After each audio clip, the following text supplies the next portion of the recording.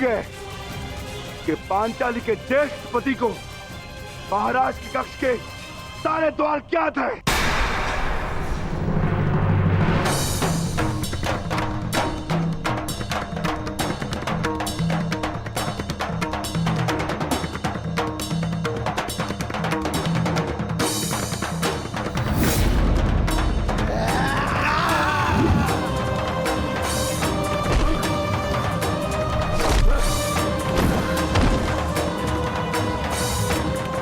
यही कक्ष तेरी समाधि बनेगा भीम। और मैं तुम्हारे भाग्य में समाधि भी नहीं आने दूंगा।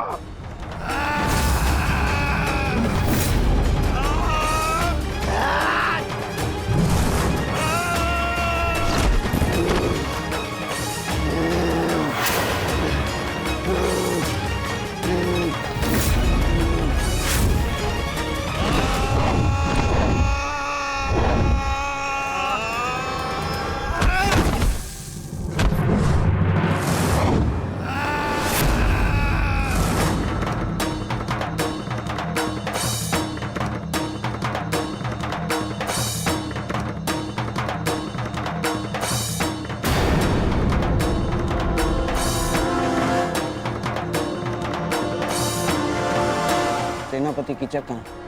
क्षमा कीजिए गांधार नरेश, इसकी कोई सूचना नहीं है।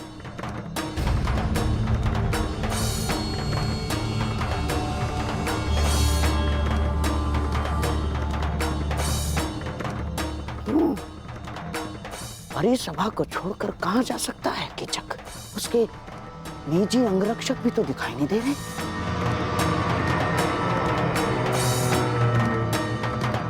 कहीं ऐसा तो नहीं कि कीचक संकट में हो? और हाँ, संकट केवल पांडवों की ओर से आ सकता है।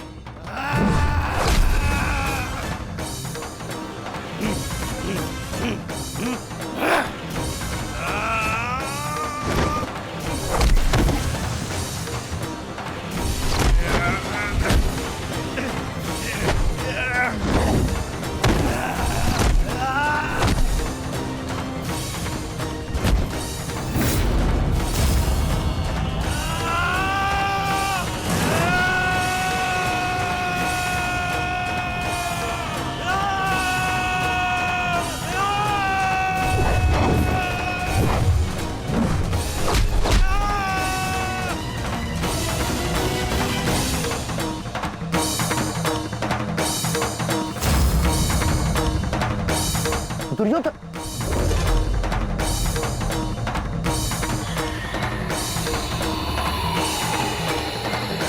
मुझे स्वयं ही जाकर देखना होगा।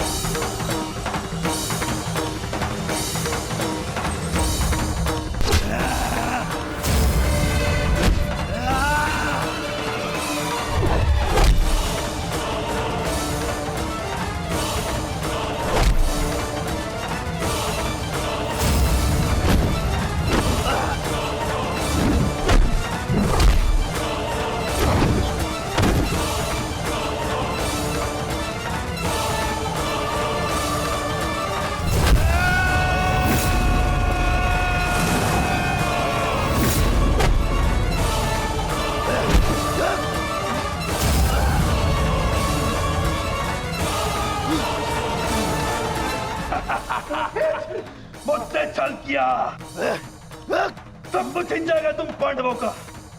अब यहाँ पर आकर पता चलेगा कि तुम लोगों का अज्ञातवास भंग हो चुका है।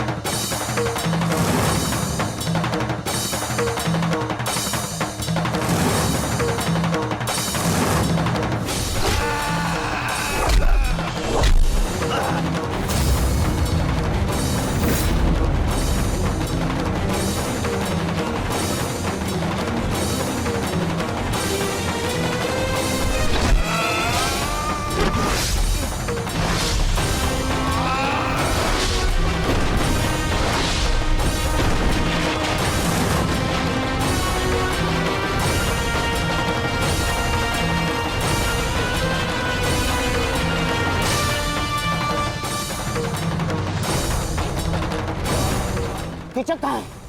भीतर नहीं, आप भीतर नहीं जा सकते। अरे भीम कुछ लोग इस ओर आ रहे हैं। मार छोड़ो, वो संकट में है।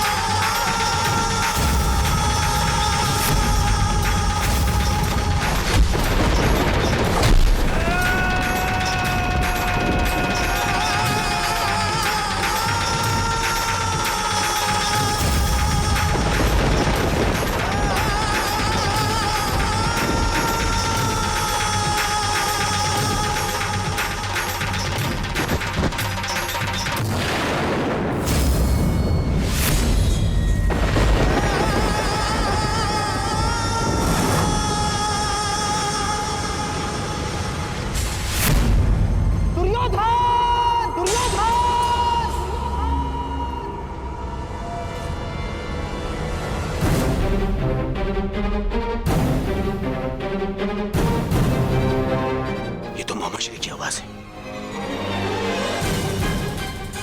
कहाँ है वो? अवगढ़ क्या हुआ मोहम्मद? दुर्योधन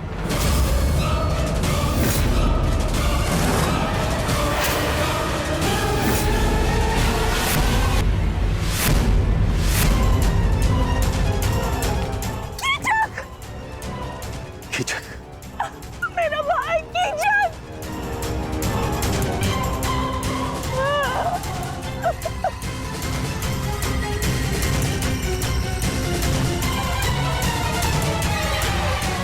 ये कैसे हो सकता है? यही तो मेरा प्रश्न है। मेरा परम मित्र कीचक कोई उसका वध कैसे कर सकता है? कीचक महायोद्धा था, उसी के महल में यह संभव है।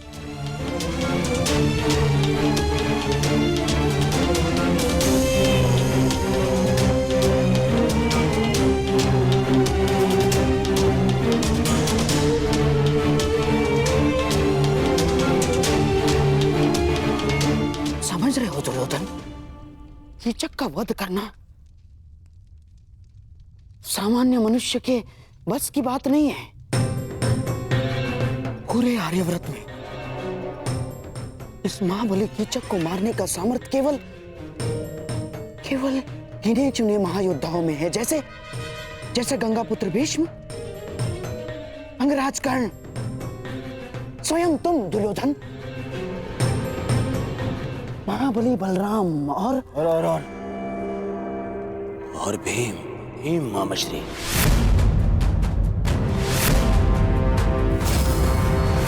महाबली बलराम और पितामह यहाँ है नहीं। कर्ण और मैं हम सभा में थे। बचा केवल भीम।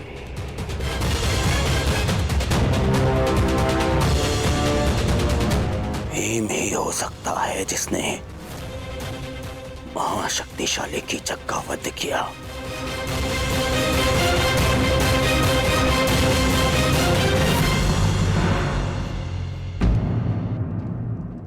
कुछ समझ में आ रहा है विराट राज?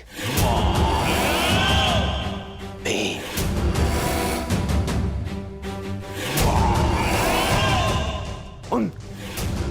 उन 5 पांडवों में से एक,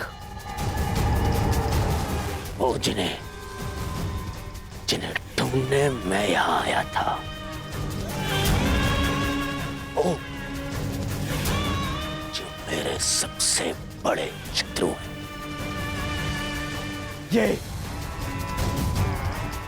ये घटना प्रदर्शित करती है कि आपने मेरे सबसे बड़े शत्रु को आश्रय दी है। शत्रु का शत्रु मित्र और शत्रु का मित्र शत्रु। विराट राज शत्रु। कैसी बातें कर रहे हैं कुमार दुर्योधन? मुझे इस बात का कोई भान नहीं। कृपया मेरा विश्वास करें। बस,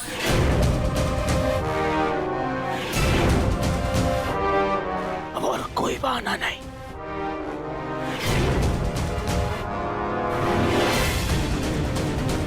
पांडव यही है और मुझे उन्हें अज्ञातवास पूर्ण होने से पहले पहचानना है। और इस बार मेरे मार्ग में कोई नहीं आ सकता। कोई नहीं।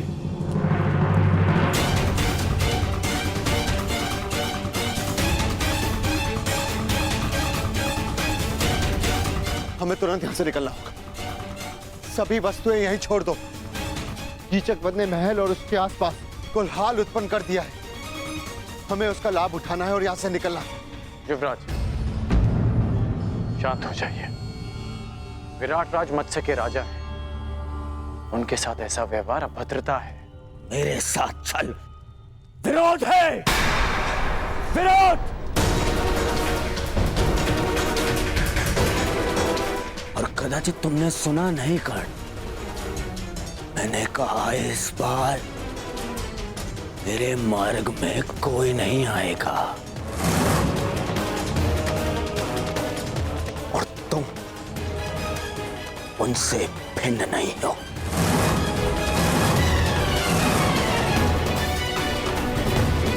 यदि विराट नगर का विनाश नहीं चाहते राजन, तो अपने सैनिकों से कहो यहां के हर एक द्वार बंद कर दे।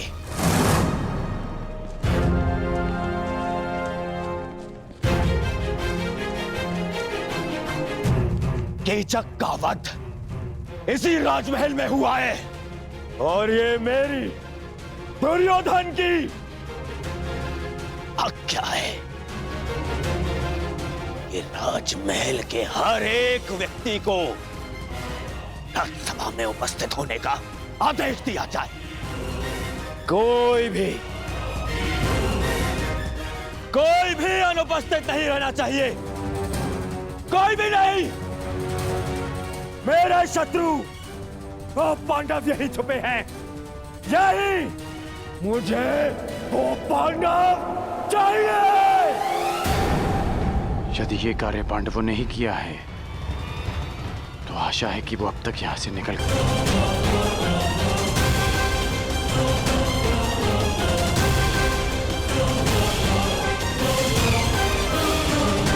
सावधान! कोई भी राजमहल से बाहर नहीं जाएगा। महाराज का आदेश है कि सभी तुरंत सभा स्थल पर उपस्थित हों।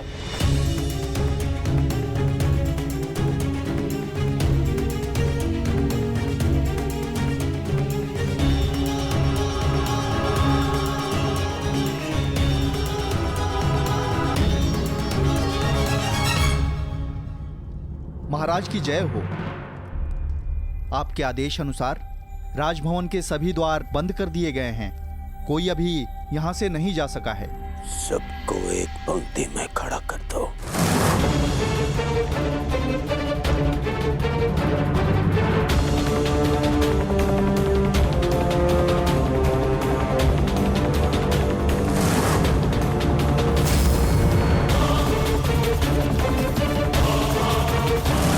पांडु पुत्रों,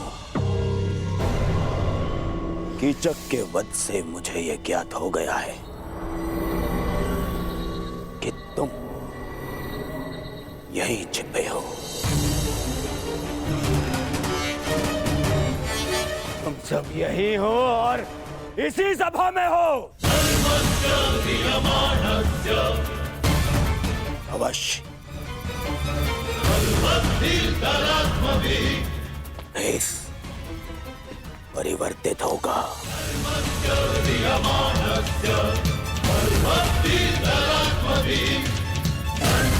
परंतु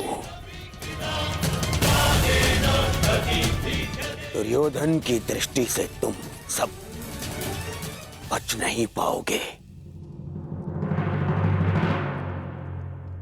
श्रेष्ठ यही होगा कि तुम स्वयं मेरे समक्ष प्रस्तुत हो जाओ, अन्यथा मुझे क्रोध आ जाएगा। और द्यूत भवन में तुम देख चुके हो कि जब दुर्योधन को क्रोध आता है तो क्या होता है।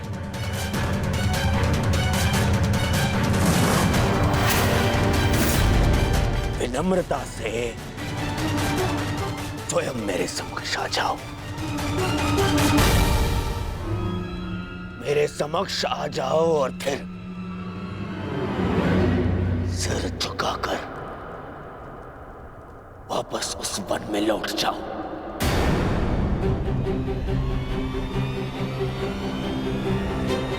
मुझे बल प्रयोग करने पर विवश मत करो।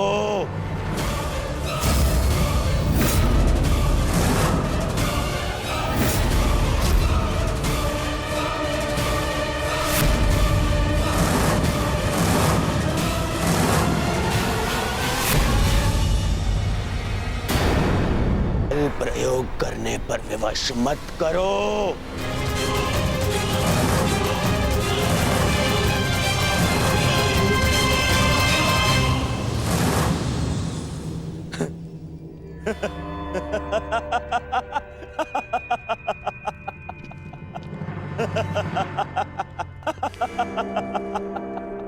नहीं,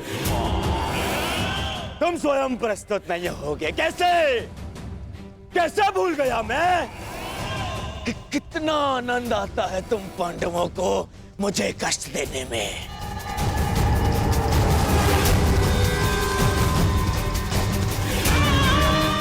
तो ठीक है, धर्मराज युधिष्ठिर, प्रार्थना कर रहे होगे तुम कि मैं तुम्हें पकड़ ना पाऊं। व्यर्थ है, व्यर्थ है। बचा कर रखो अपनी प्रार्थनाओं को। अगले 12 वर्ष में काम आएंगी तुम्हारी प्रार्थनाएं, बचा के रखो। और युधिष्ठिर तो ठीक, वो भीम कहाँ है? कहाँ हो भीम? भीम,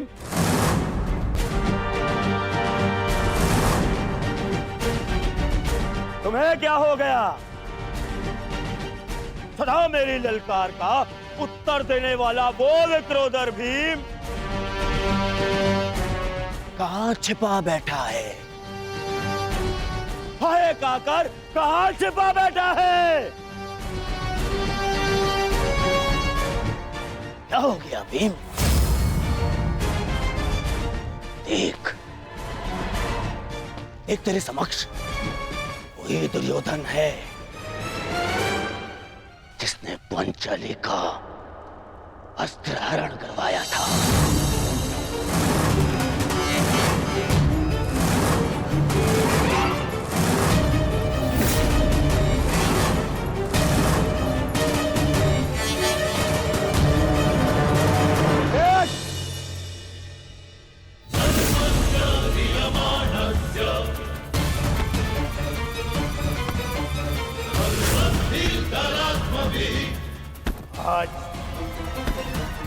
आज भी मेरी टंगा से बिठाने पर दूर है।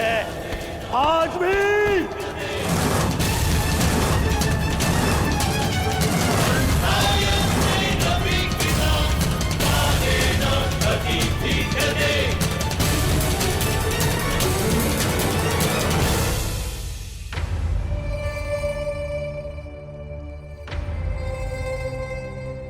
क्या हो गया?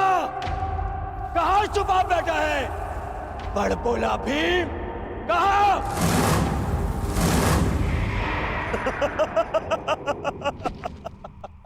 मामा श्री, लगता है वन में इस भूखे भीम ने कुछ ऐसा खा लिया है कि जिसने उसका पौरुष उससे छीन लिया। नपुंसक हो गए हैं ये सभी पांडव, नपुंसक!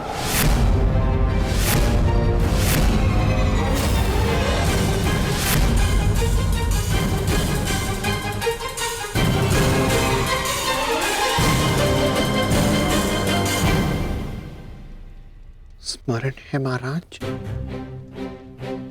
आपने क्या कहा था? आपने कहा था कि आप चाहते हैं कि आपका पुत्र आपको गर्व भरी दृष्टि से देखे, परंतु इस समय आपका व्यवहार आपके पुत्र की दृष्टि झुका देगा। देखिए, किसी दूसरे राज्य का युवराज आपकी प्रजा में सबको ऐसे ललकार रहा है जैसे विराट राज उसके दास हैं, और आप यूं मौन खड़े हैं।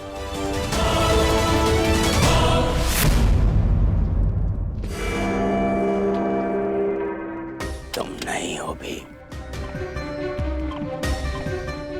तुम भी नहीं।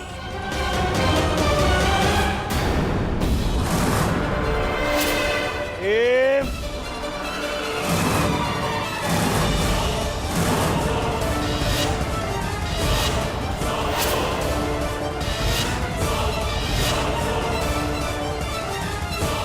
मैं जानता हूं कि मेरे मित्र कीचक का वध तुमने ही किया है। प्रतिशोध लूंगा, मैं प्रतिशोध लूंगा।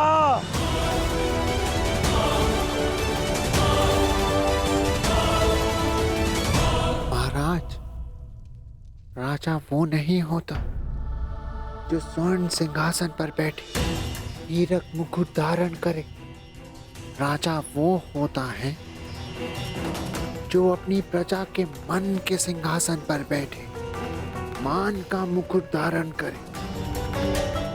चेत जाइए महाराज, चेत जाइए।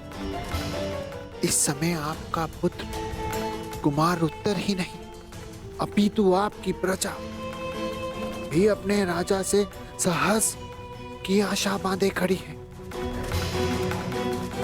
पूरे राज्य के समक्ष आपका निरादर हो रहा है। जागिए महाराज, जागिए। अब यही अवसर है सबको बता देने का कि मत्स्य के राजा आप हैं।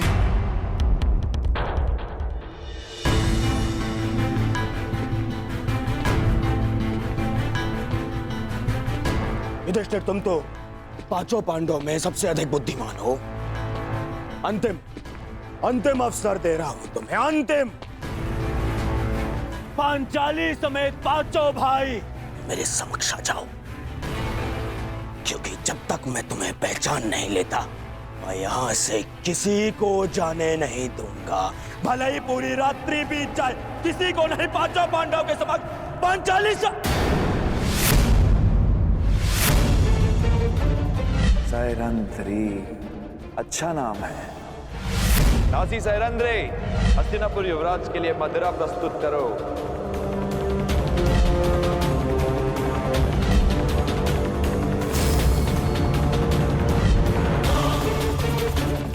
पांचाली,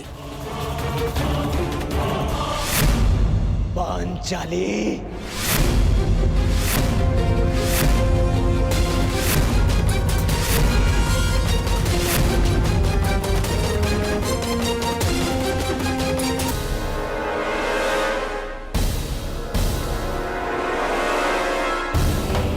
मामाश्री ठीक कहते हैं, क्रोध में मैं बुद्धि से काम नहीं लेता। महाराज, आप केवल भय और संशय के दबाव में हैं। अपने भय और संशय को दूर कीजिए महाराज, दूर कीजिए और रोकिए, रोकिए इस दुर्योधन को महाराज, रोकिए। उन 5 मोतियों को ढूंढ रहा था, जबकि वो सूत्र मेरे समक्ष है।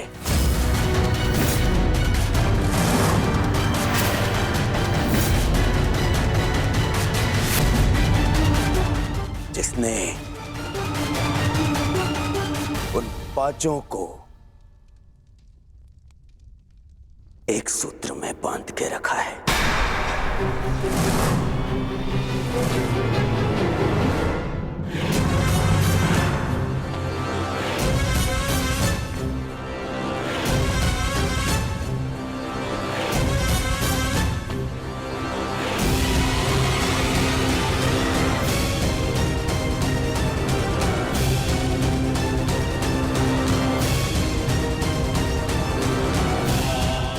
जानता हूं कि ये तुम ही हो द्रौपदी, कि पूरे समय अपना मुख घूंघट से छुपा के रखे। कीचक की इतनी प्रताड़ना के पश्चात भी मुख से आह तक ना निकाले।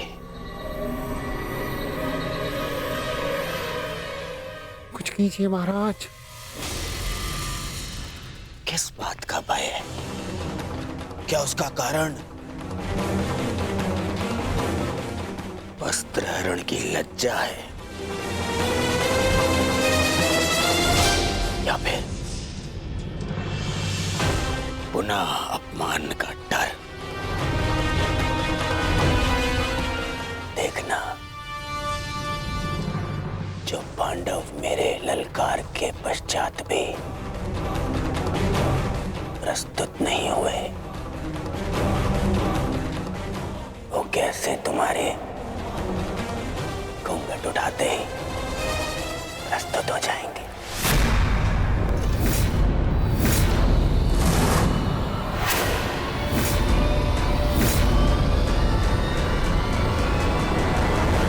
अरे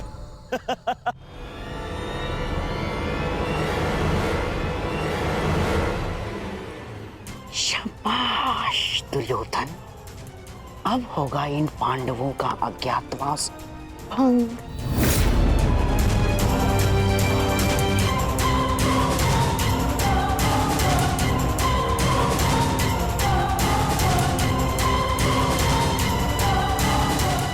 और कितना पीछे जाओगी पांचाली? अब और कोई मार्ग शेष नहीं है।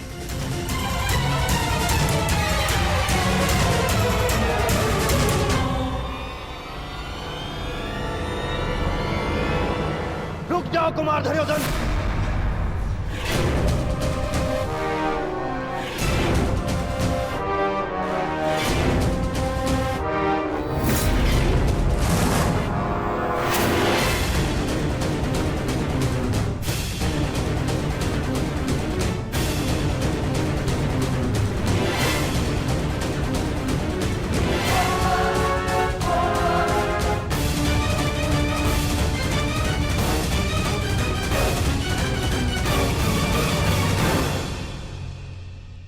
विराट राज,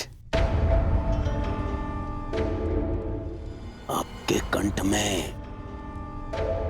स्वर भी हैं। ज्ञात नहीं था मुझे ये आपका सुर ऊंचा भी होता है। परंतु विलंब कर दिया आपने, क्योंकि अब ना तो मेरे पास रुकने का धैर्य है और ना ही आपके पास मुझे रोक पाने की शक्ति।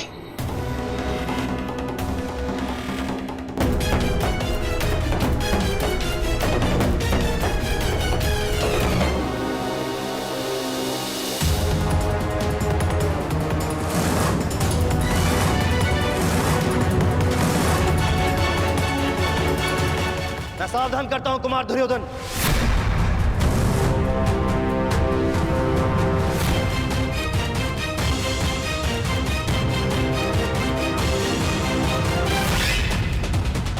आप जानते हैं ना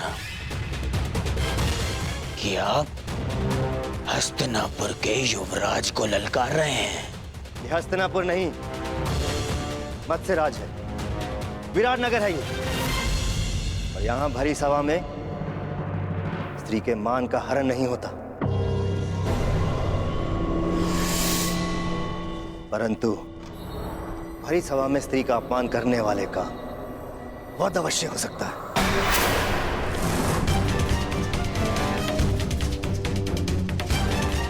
मेरी प्रजा तुम्हारी दास नहीं, तुम्हारा उन पर कोई अधिकार नहीं।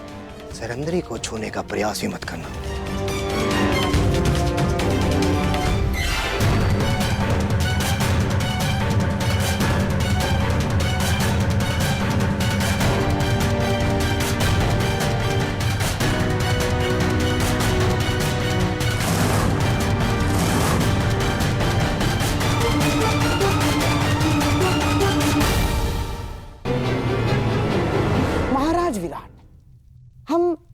आपकी प्रजा का अपमान नहीं कर रहे हैं, हम तो केवल पांडवों को ढूंढने का प्रयास कर रहे हैं।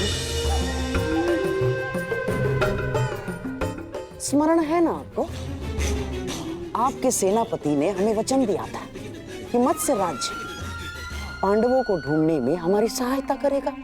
सहायता सर झुका के मांगी जाती है गंधार नरेश, उंगली उठाकर नहीं। और रही बात वचन की, तो वो मैंने नहीं, कीचक ने दिया था। उसकी मृत्यु के साथ उसका वचन भी टूट गया।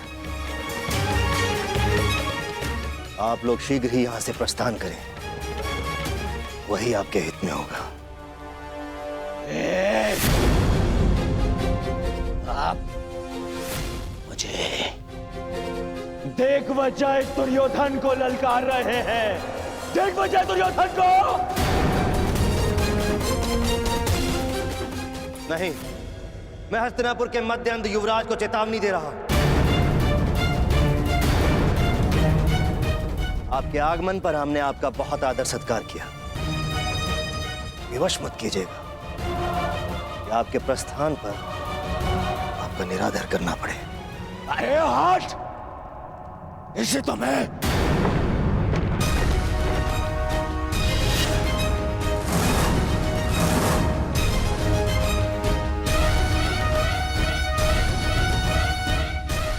एक पग भी और आगे बढ़ाया तो मेरे सैनिक प्रहार करने के लिए स्वतंत्र होंगे।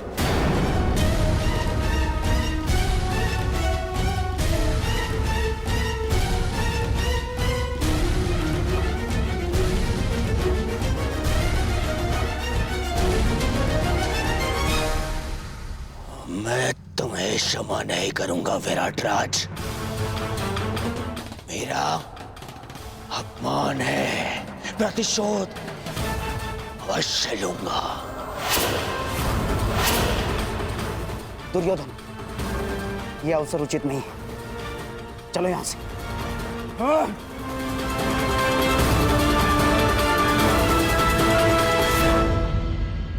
इस विराट राज्य की कृपा से कब तक बच पाओगे नपुंसक पांडवों?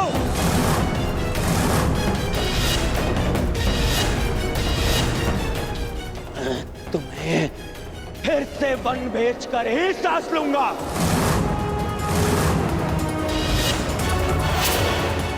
और तुम पांचाली, तुम्हारा दर्प एक बार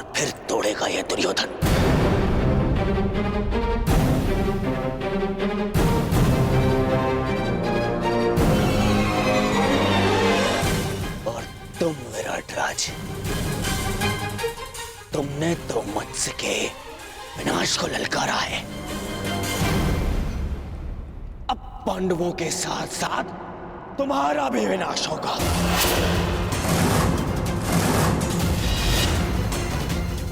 मेरे प्रतिशोध की अग्नि से तुम्हारे राज्य का हर एक घर राख हो जाएगा।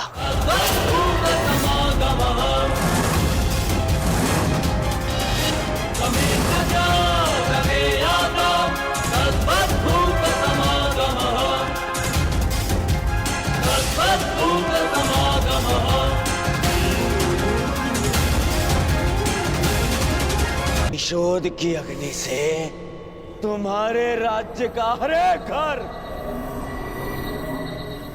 राख हो जाएगा।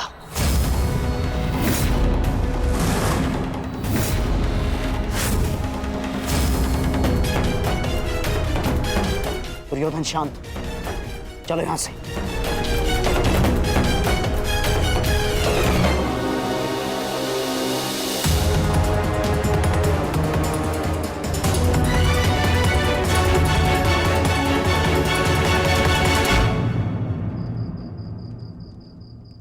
प्रणिपात महाराज। महारानी का स्वास्थ्य अब कैसा है? भाई खोने की पीड़ा है कंक, जाते जाते ही जाएगी। अभी अपने कक्ष में विश्राम कर रही है। यदि कोई आवश्यकता पड़े तो स्मरण कर लीजिएगा महाराज। सबसे अधिक आवश्यकता के समय तुम सहायता कर चुके हो कंक।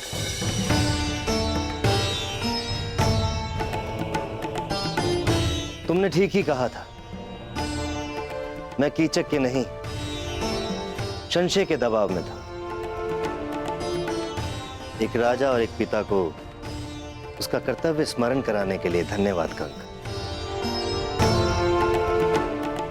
मुझे मेरा खोया हुआ आत्मविश्वास लौटाने के लिए धन्यवाद। क्षमा कीजिएगा महाराज, समय सावधान रहने का है। हस्तिनापुर युवराज की ललकार को मत भूलिएगा, क्योंकि मत्स्य का वो सेनापति मारा जा चुका है जिसके भय के कारण विराट नगर की सीमाएं सुरक्षित थी। कुरु सेना किसी भी क्षण आक्रमण कर सकती है महाराज, किसी भी क्षण।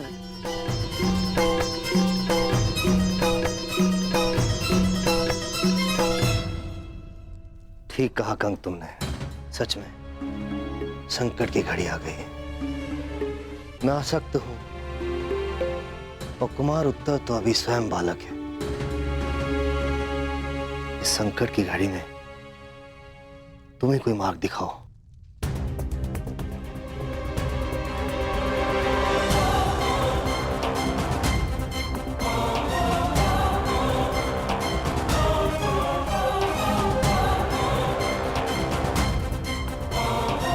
आक्रमण होने की दशा में मार्ग तो केवल युद्ध ही है महाराज।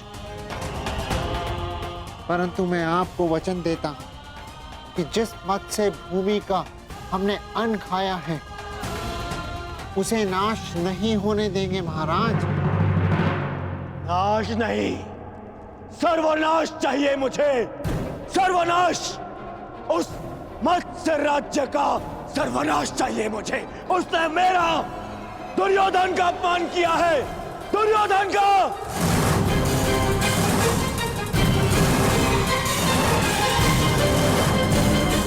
उस अपमान का कारण स्वयं तुम हो दुर्योधन। अतिथि की मर्यादा तुमने भंग की है।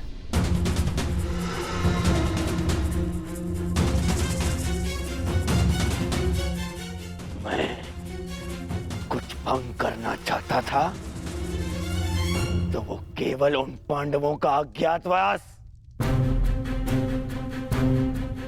जो उस सभा में नहीं हुआ, वो अब रणभूमि में होगा। विराट पर आक्रमण करके होगा।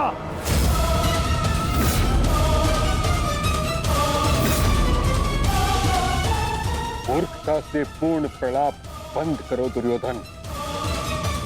केवल इस कारण कि तुम्हें संदेह है कि पांडव वहां थे, हम आक्रमण नहीं कर सकते।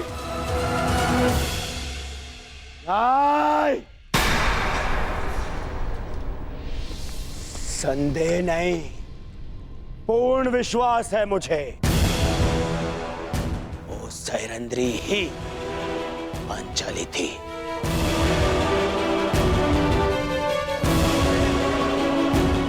अब मामा श्री से पूछ लीजिए, गढ़ से पूछ लीजिए, वो भी वहां उपस्थित थे। सर्वप्रथम तुम मुझे उत्तर दो, क्या तुमने पांडवों को देखा? क्या तुमने पांचाली को देखा?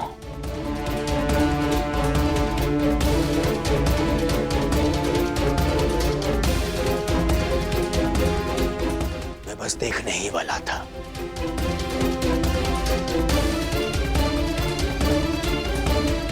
ठीक, नहीं देख पाया, परंतु उसका अर्थ ये नहीं कि वो वहां नहीं है।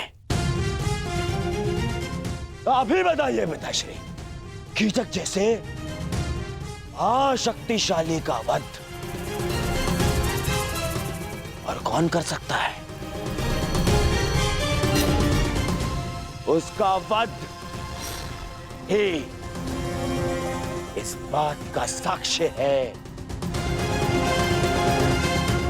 कि भीम वहां उपस्थित था।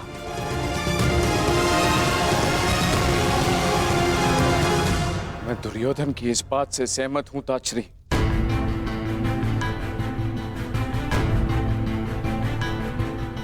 महाराज, कड़ी धूप में हमें आभास होता है कि दूर कहीं जल है, परंतु पास जाने पर ज्ञात होता है कि वह हमारा भ्रम था। वह मृग तृष्णा थी। दुर्योधन भी मृग तृष्णा का रोगी है।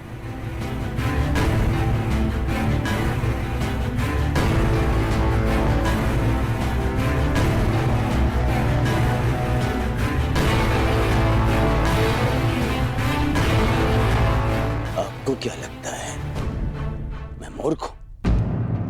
शत्रुता के कारण समस्त राज्य को युद्ध की अग्नि में जो झोंक दे वो मूर्ख नहीं है तो और क्या है?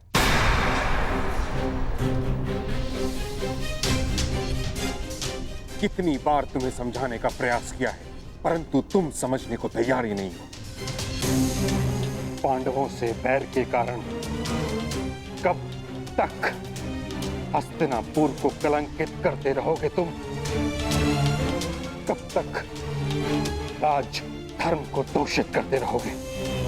अपने संदेह के निवारण के लिए सहस्त्र सैनिकों के प्राण दांव पर लगा रहे हो। निवारण के लिए सहस्त्र सैनिकों के प्राण दांव पर लगा रहे हो। क्षमा कीजिएगा महामहिम,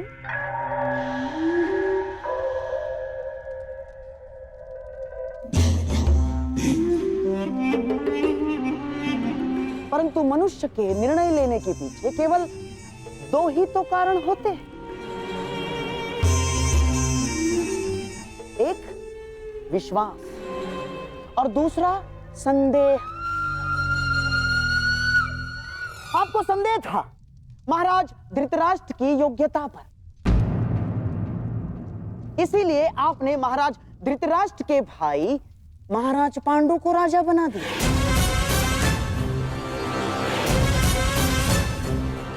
आपको संदेह था कि युद्ध में कर्ण कहीं अर्जुन के प्राण न ले, अर्जुन को परास्त न कर दे, इसीलिए आपने हस्तिनापुर का विभाजन भी स्वीकार कर लिया।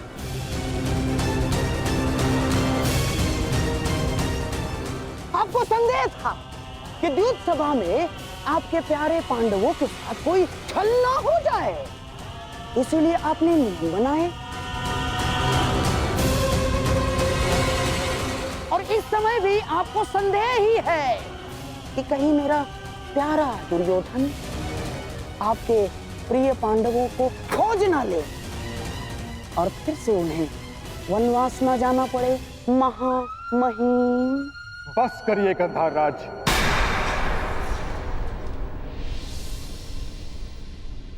आप ही हैं जो सदैव दुर्योधन का मन कुलुषित करते रहते हैं। कभी समझाया है आपने इसे कि एक सैनिक जब मृत्यु को प्राप्त हो जाता है तो कैसे उसका परिवार धीरे धीरे वर्षों तक मरता रहता है।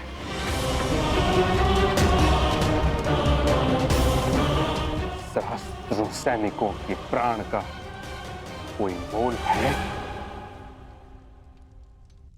मुझे मोल नहीं है। मोल है पितामह, है। मुझे कुछ 100 सैनिकों का नहीं, उन लाखों सैनिकों के प्राण का मोल है। यदि ये युद्ध नहीं हुआ तो पांडव प्रस्तुत होंगे और फिर महायुद्ध होगा। ऐसा महायुद्ध जिसमें लाखों सैनिक अपने प्राण गंवाएंगे, फिर लाखों परिवार थोड़ा थोड़ा करके हर दिन मरते रहेंगे।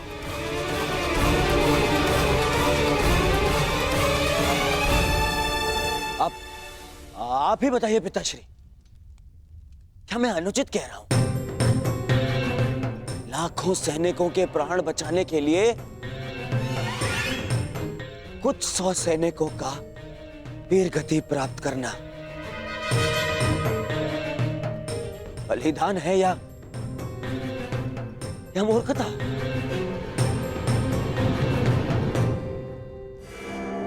मैं तो कहता हूं कि विराट पर आक्रमण करके पांडवों का अज्ञातवास भंग करना ही नीति है। यही नीति है पितामह।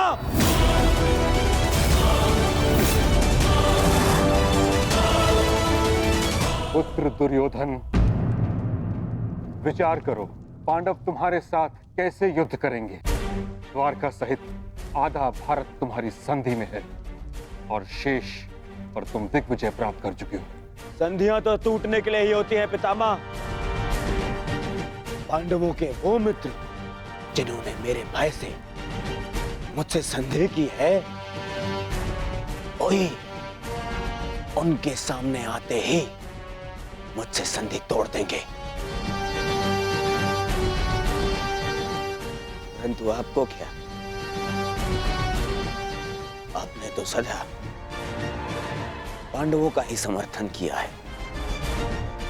आज भी जब मैं उन पांडवों से हस्तिनापुर की सुरक्षा का प्रयास कर रहा हूं, आज भी आप उन्हीं का समर्थन कर रहे हैं।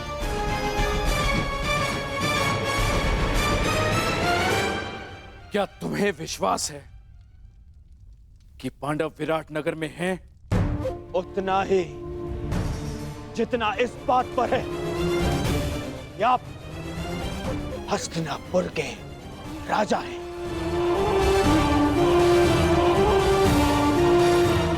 और पितामह भीष्म हस्तिनापुर का हित चाहते हैं। पिताश्री, यदि पांडवों का अज्ञातवास पूर्ण हो गया तो वो अवश्य युद्ध करेंगे।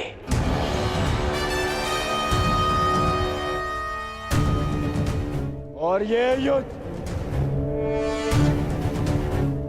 महायुद्ध होगा।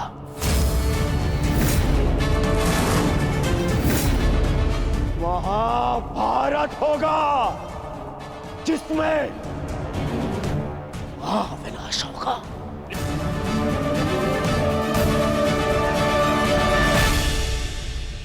नहीं, मैं ऐसा नहीं होने दूंगा।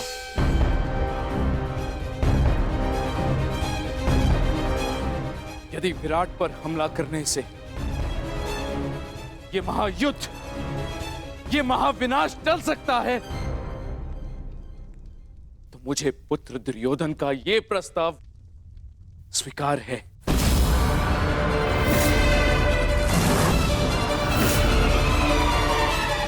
परंतु ये हस्तिनापुर के राजा का आदेश है।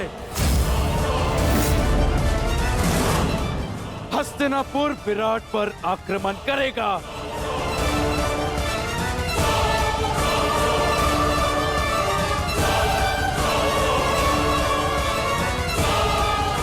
युद्ध की तैयारी हो।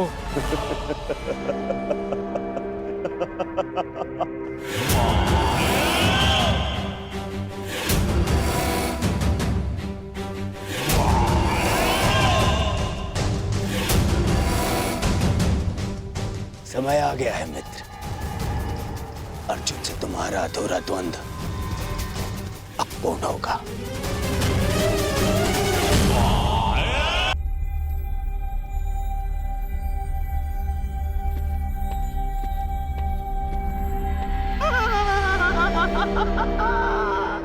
अब तुम बच नहीं सकते मेरे प्यारे भांजे पांडवों।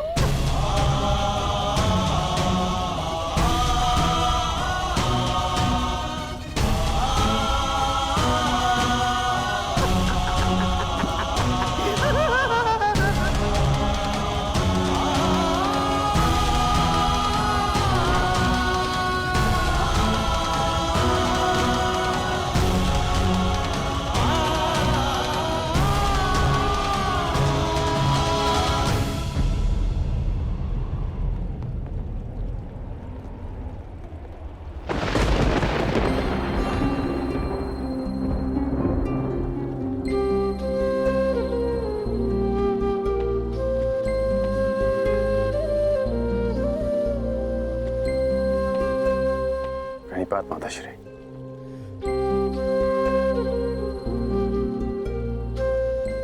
मैं जानता हूं आप आज मुझे विजयी होने का आशीर्वाद नहीं देंगे। मैं आज कुछ देने नहीं, स्मरण दिलाने आई हूं। तुम्हें ज्ञात होगा कि मेरे पुत्र और पुत्रवधू के साथ छल हुआ है। जो इंद्रप्रस्थ के सम्राट थे वो पिछले 12 वर्ष से वन में भटक रहे।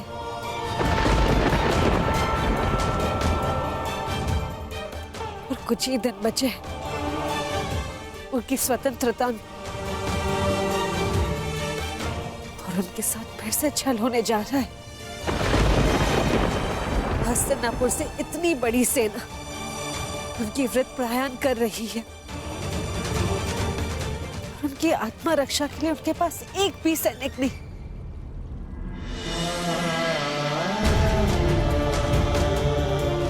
मुझे पूर्ण विश्वास है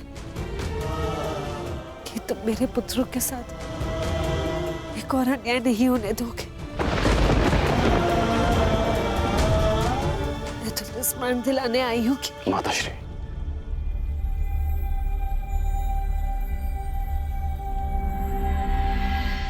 कर्ण को अपना हर वचन स्मरण है।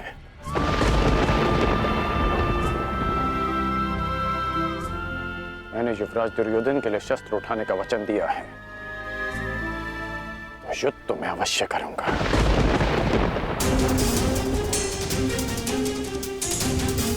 परंतु मैंने एक और वचन दिया है कि आपके पुत्र अज्ञातवास पूरा करेंगे, और ये वचन भी मैं अवश्य पूरा करूंगा।